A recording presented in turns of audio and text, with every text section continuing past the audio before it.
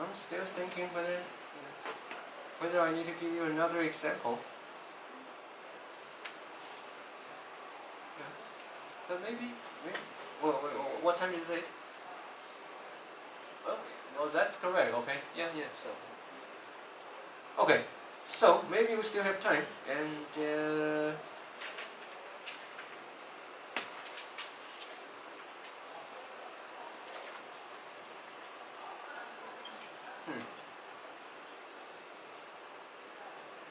Oh, for those who were a little bit late, please note that homework 1 has been assigned, okay? And homework 1 is due 2 weeks later. And if you can attend the class, like if you are here, I believe you can attend the class on that day. So if you can come to the class, then please just submit your answer, your paper sheets over here. Otherwise, if you cannot come to the class, you can submit them online. So basically, I think we can perform hand calculation. So if you cannot come to the class, just take some photos of your hand calculation and upload those photo files to NCKU Moodle. Okay? Yep. And then,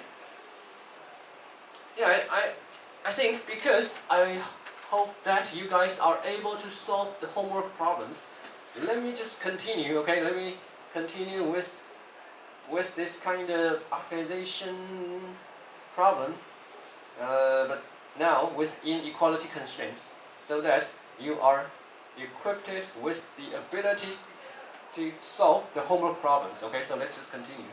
好了，因为我希望大家就是 homework 可以今天上完之后 homework 应该就都可以去解了，所以我们先继续走下去好了。如果还需要一些更多的例子的话，之后再有时间再看。OK， so yep， OK， so let's continue.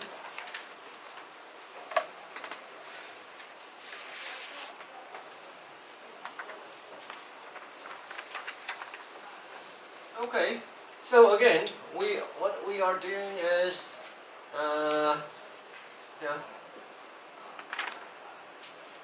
multi-variable optimization with constraints, okay, or constraint multi-variable optimization. I'll just say OPT, okay? A multivariable optimization with constraints. Okay, and the second topic today is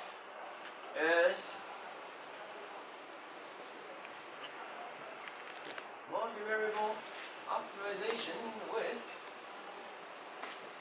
inequality constraints.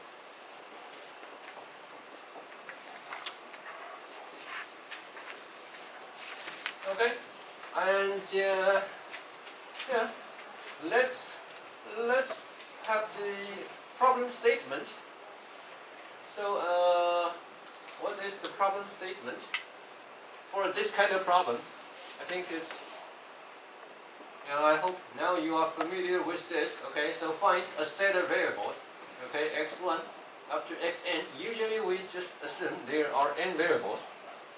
So find the set of variables to minimize the function f of x, okay, subject to the constraints. So for inequality constraints, usually the standard format is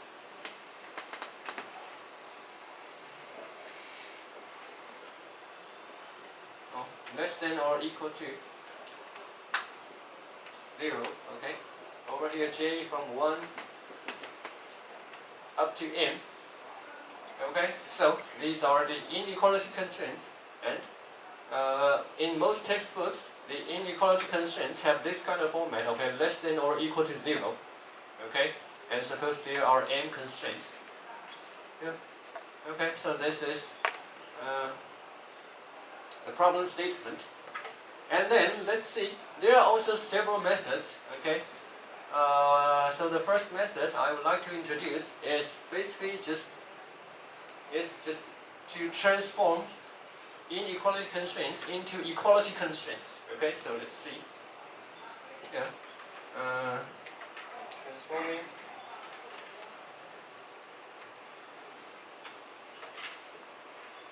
So the first method is transforming into equality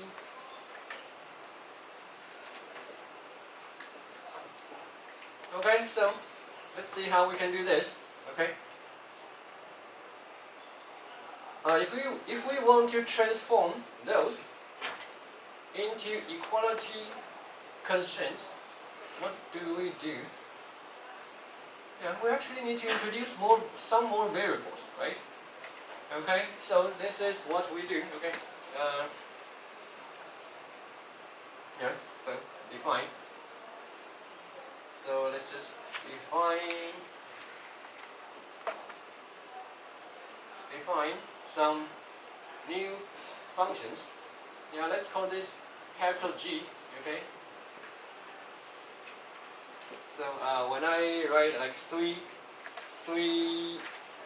dashes or 3 lines, it means that it's defined as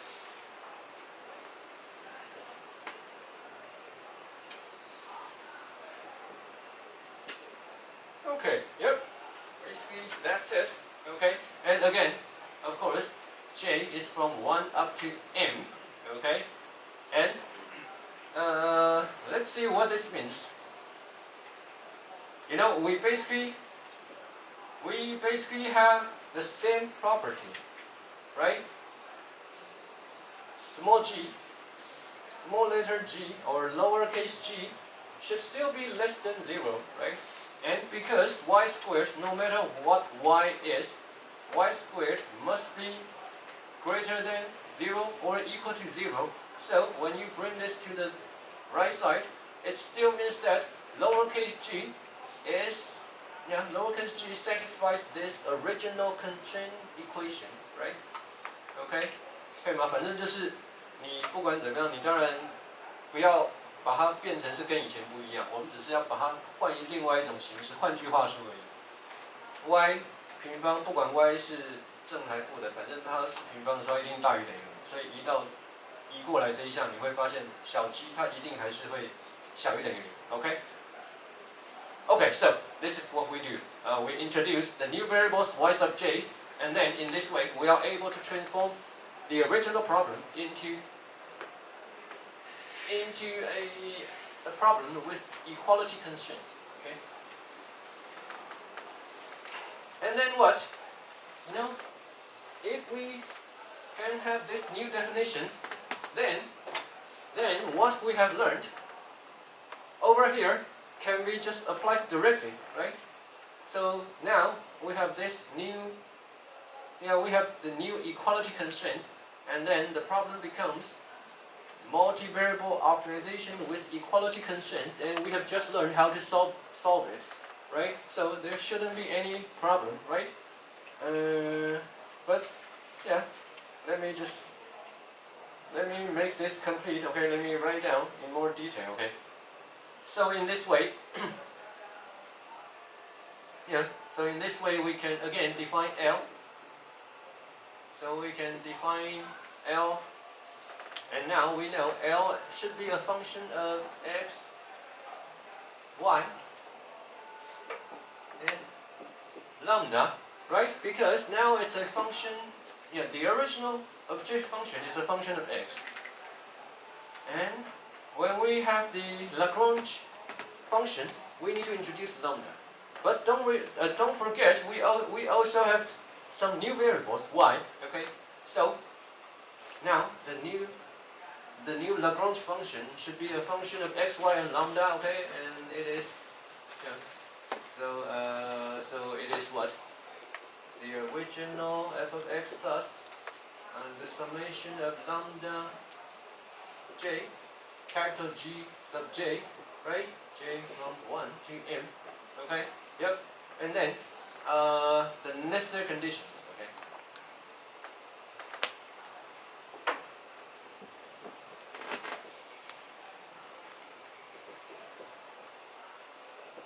So let's use the necessary conditions. Yeah, I think it's very obvious. That is, if you have this new function, the Lagrange function, and it's a function of x, y, and lambda, then we just take the partial derivative for each different variable, right? So first,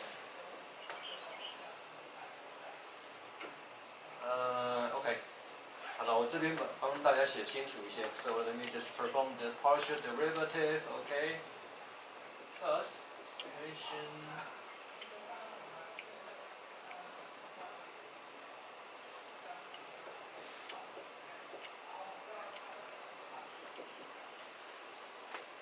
Okay, right? And over here, I from 1 up to n, okay? And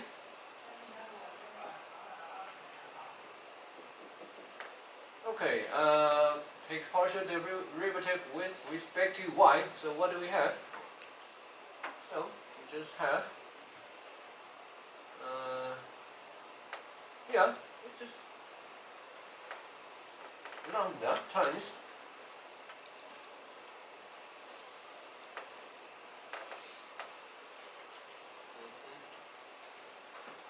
here.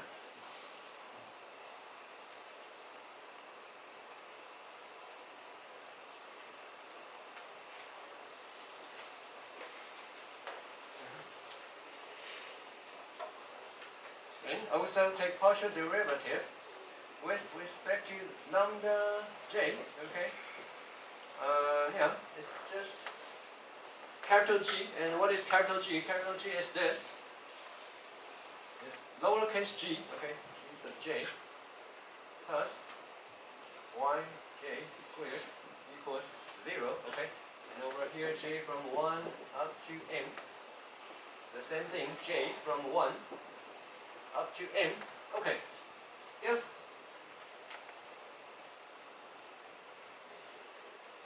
Okay. Should I make this clearer? The summation lambda j. What is capital G? Capital G is that small letter g plus y squared. Okay. Yep.